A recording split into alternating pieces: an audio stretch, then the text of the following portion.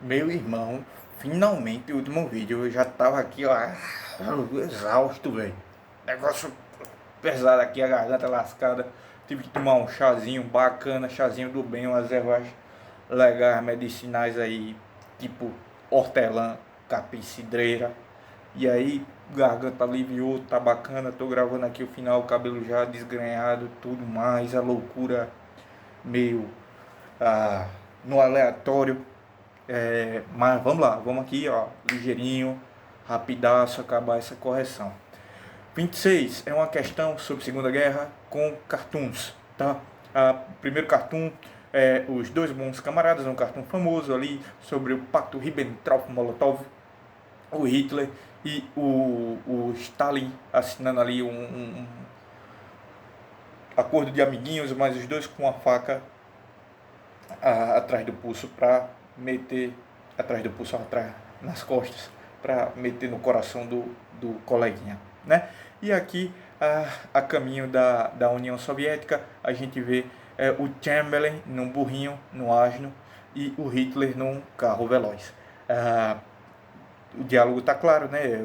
Isso aí é sobre a política de apaziguamento, a crença aí das potências capitalistas ocidentais de que os nazistas iam entrar em conflito com a União Soviética, coisa que a gente vê que vai se desembocar de um modo um pouco distinto.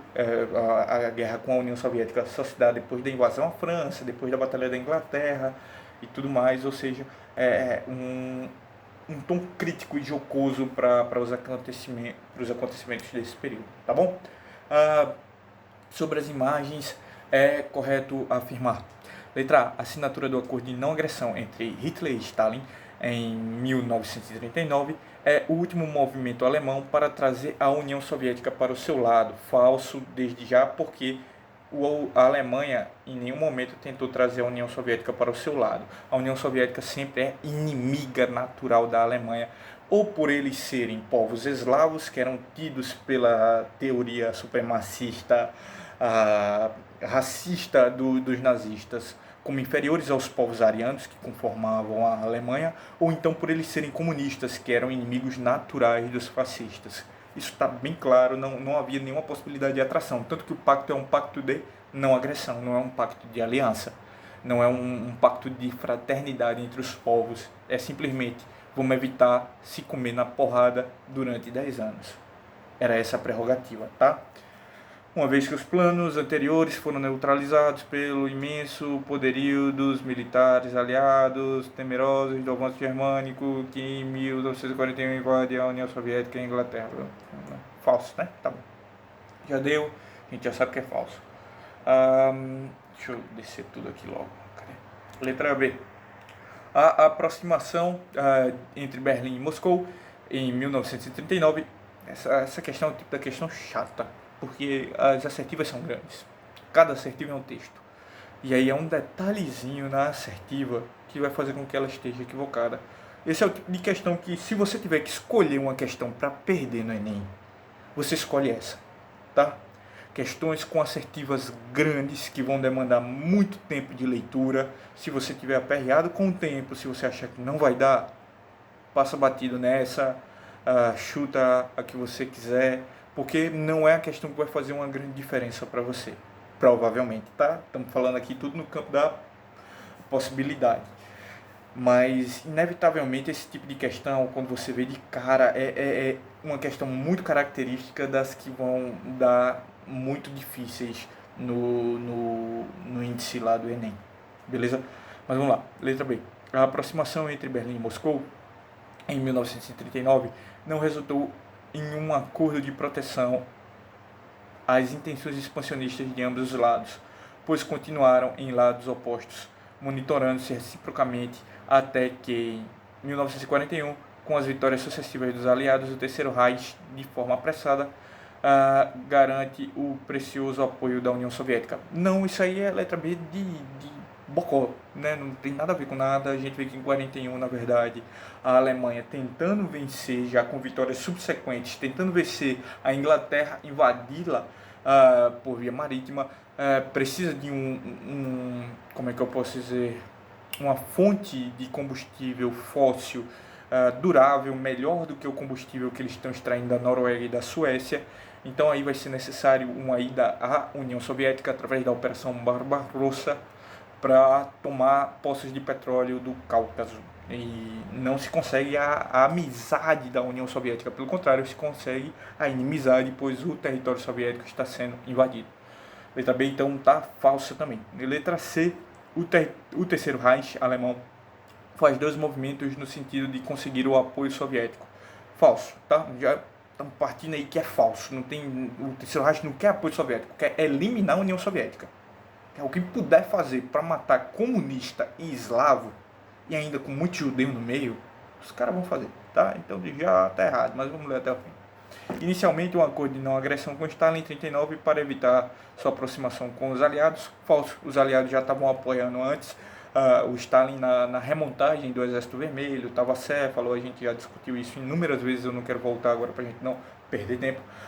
E em 1941, outro que consegue sua integração ao eixo. Falso, já disse a vocês que não há integração da União Soviética ao eixo, há inimizade eterna entre fascistas e comunistas.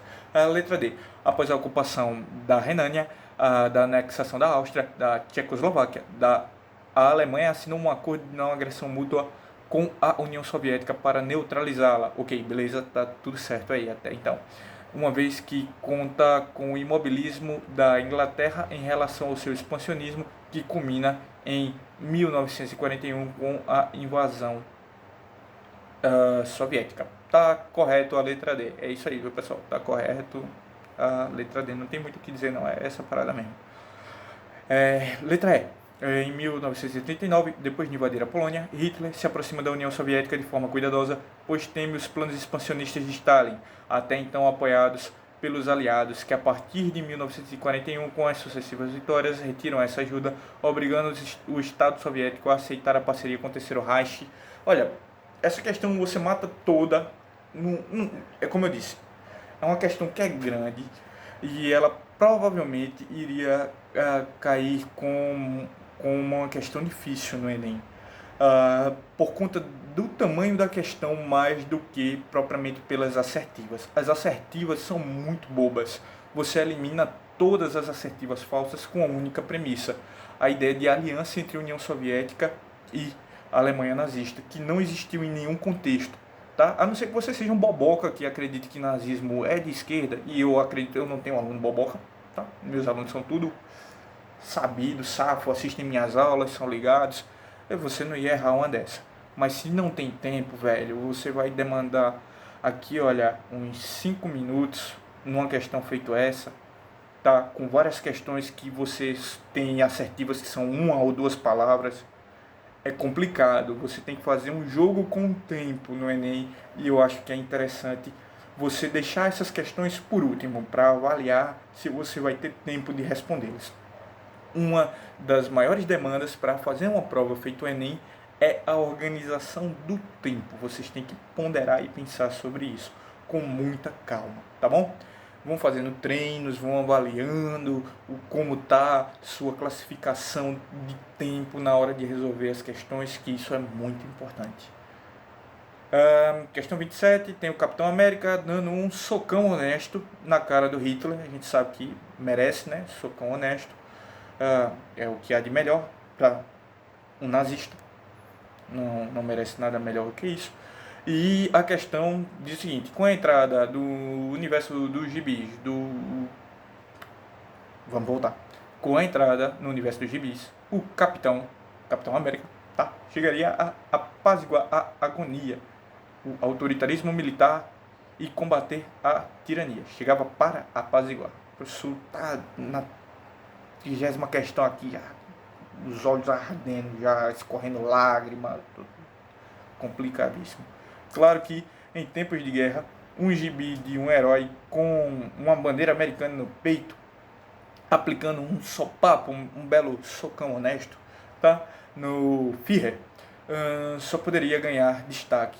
E o sucesso não demoraria muito a chegar. Então o Capitão América está aí combatendo o Caveira Vermelha e os nazistas desde a Segunda Guerra Mundial. A capa da primeira edição norte-americana da revista do Capitão América demonstra sua associação com a participação dos Estados Unidos na luta contra o quê? A Tríplice Aliança na Primeira Guerra Mundial. Falso, ele está dando um socão honesto no Hitler, é Segunda Guerra, então não é Primeira Guerra Mundial. Os regimes totalitários na Segunda Guerra, letra B, do bem, está correto. O poder soviético durante a Guerra Fria, falso.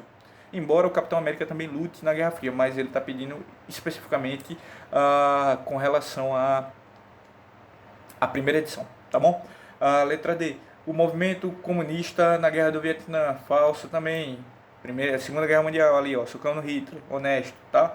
E o terrorismo internacional, não, ele não tá dando socão no Osama Bin Laden, tá dando socão no Hitler, beleza? Então, passamos aí, rapidaço, essa é a típica questão que você tem que acertar no Enem, a 27. Vamos para a questão 28. Em 22 de junho de 1941, os alemães abriram uma nova frente de batalha por determinação do Führer, uma nova ação militar que ficou conhecida como Operação Barbarossa. O exército alemão tem como meta... Peraí, eu li alguma coisa meio embaçada aqui, eu acho que meu juízo já não está muito bem não. Aí, nessa data, os alemães abriram uma nova frente de batalha por determinação do Führer, numa ação militar que ficou conhecida por Barbarossa. Certo. O exército alemão tem como meta o quê? Qual é a meta da Operação Barbarossa? Eu já falei aqui nessa própria correção que os camaradas queriam, primeiro, tomar Moscou, certo? E eles tinham expectativa muito clara, os nazistas, de que tomando Moscou como capital, a União Soviética iria ruir sequentemente, porque não haveria um centro de comando integrado para ligar as várias partes do Estado soviético, e depois se apossar do Cáucaso, que é a região produtora de petróleo de alta octanagem da União Soviética, beleza?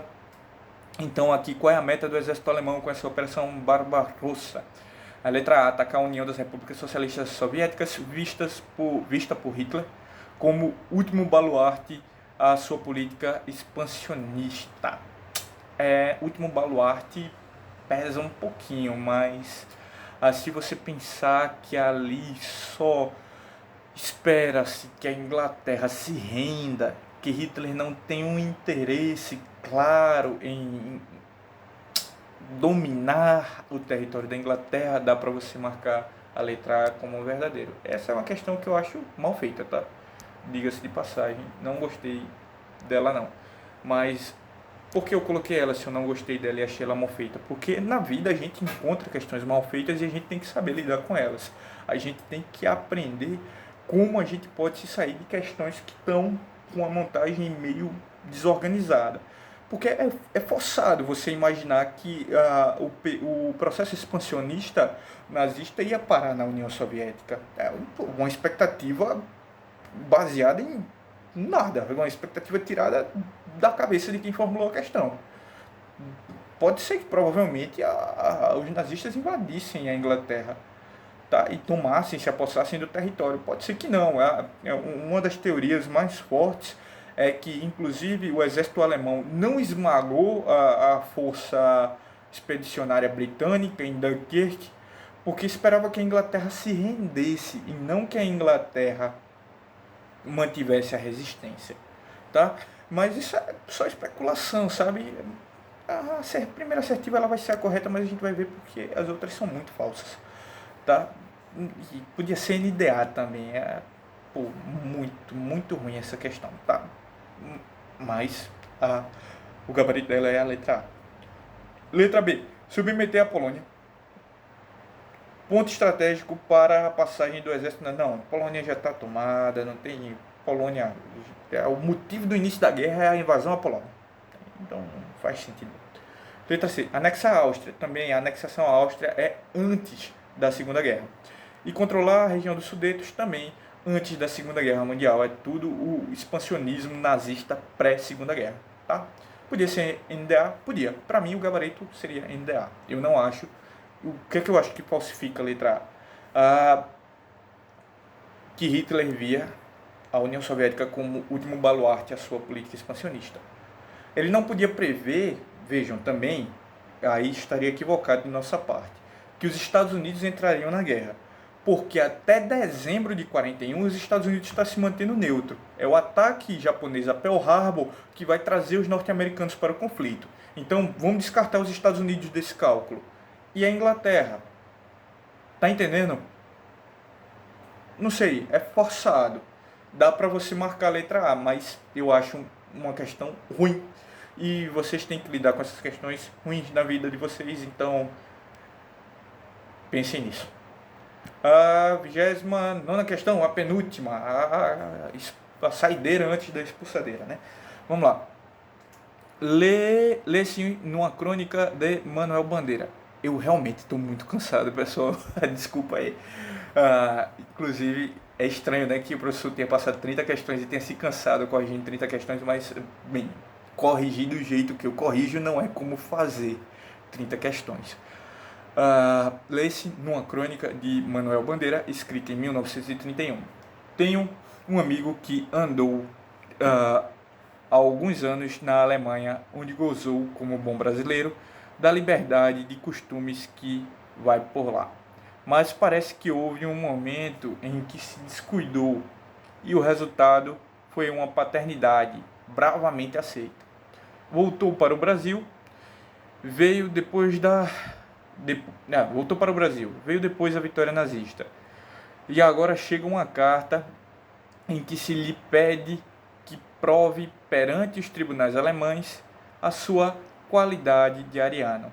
A carta acabava como acabam hoje todas as cartas dos alemães que se conformam com o nazismo, com o Heil Hitler, como quem diz tchau. Tchau em italiano. Tá? Soube-se depois que esse amigo... rapaz, essa história é realmente de Sérgio Buarque de Holanda, que é pai de Chico Buarque. Chico Buarque escreve um livro sobre o irmão alemão dele.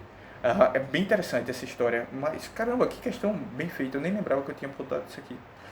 Soube-se depois que esse amigo, que discretamente se referia a Manuel Bandeira, era Sérgio Buarque de Holanda, autor de Raízes do Brasil, um clássico da época, assim como foi Casagrande e Senzala, de Gilberto Freire. A segunda... O texto incrível, tudo incrível, bem bacana, assim, bolado, legal. E a questão pergunta o quê? A Segunda Guerra Mundial eclodiu quando Hitler começou a aplicar seu programa internacional de expansão nazista na Europa. Um dos antecedentes dessa guerra não tem nada a ver com o texto. É por isso que às vezes é interessante a gente ler primeiro o comando da questão, porque a gente elimina, por mais que seja grata e gostosa a leitura do texto do Manuel Bandeira, a questão vai ter pouquíssimo a ver com isso, tá? Só ela tá dando um contexto que pode mais complicar vocês do que ajudar. Então vamos para o comando da questão mais uma vez. Um dos antecedentes da guerra é letra A, chamada Paz Amada, que estimulou a formação de alianças diplomáticas. Isso aí é um antecedente da Primeira Guerra Mundial, tá bom, pessoal? Vou adiantar aqui que o cansaço está batendo pesado. Letra B, o apoio dos russos ao nacionalismo sérvio, mais uma vez, antecedente da Primeira Guerra Mundial, estamos falando da Segunda Guerra. Letra C, o cenário de tensão desenhado a partir da década de 20, no qual a Alemanha, disposta a conquistar a supremacia mundial, criou áreas de atrito com as demais potências na partilha da África. Mais uma vez, isso não é na década de 20, tá? Isso é na década de 10. Década de 10? Seria da década de 0, de 900, para a década de 10. Mas é antecedente da Primeira Guerra Mundial, não da Segunda. Letra D. Os confrontos políticos, militares e econômicos que se envolveram países poderosos como Inglaterra, França, Alemanha, Império Austro-Húngaro, Primeira Guerra Mundial. Mais uma vez, todas as 4 assertivas são relacionadas à Primeira Guerra Mundial. Nos resta a letra E. A Grande Depressão, que ao intensificar a disputa pelos mercados consumidores e fornecedores de matérias-primas, levou a políticas protecionistas dos mercados nacionais, se reacendendo velhas rivalidades. Letra E é a assertiva correta. Você mata todas as 4 primeiras assertivas sabendo que elas se relacionam com a Primeira Guerra Mundial. Questão número 30. Para a gente encerrar, realmente a expulsadeira, assim, vai embora. Vamos lá, textão aí. Vamos ver primeiro o que é que está pedindo o enunciado. O primeiro bombardeio atômico da história da humanidade ocorreu no final da Segunda Guerra Mundial e foi promovido, eu nem preciso ler o texto, tá? Vamos lá, pelos ingleses está falso, pelos soviéticos está falso, pela Alemanha está falso, pelos japoneses está falso, só sobra Estados Unidos. A gente sabe que o bombardeio, as bombas tinham o nome de Enola Gay e de Little Boy, tá? Não tem dois nomes mais norte-americanos para bombas atômicas. Enola Gay era o nome da mãe de um piloto, mas Little Boy tá aí um nomezinho norte-americano. Little, tá, não tá aqui em inglês não, se fosse em inglês seria Little Boy. Então Little Boy é um nomezinho bem norte-americano. A guerra no Pacífico, Japão e Estados Unidos, tem nem muito o que fazer aí, tá? Questão para você passar por cima, nem ler o texto precisa. É o tipo de questão que você, no Enem, não perde tempo lendo o texto, tá bom? É isso, pessoal, cansei demais, vocês vão cansar demais também assistindo, deve estar bem ruim esse vídeo, mas é um vídeo primoroso no sentido de como resolver questões, tá? Tem toda uma teoria por trás, eu estou mostrando aqui um arcabouço ali, outro, e isso aí acaba sendo importante para vocês. Assistam aí na velocidade 2, 3, para adiantar os momentos que eu faço pausa para respirar ou qualquer coisa do tipo, beleza? Muito obrigado pela atenção de todos e até semana que vem. Tchau, tchau, pessoal.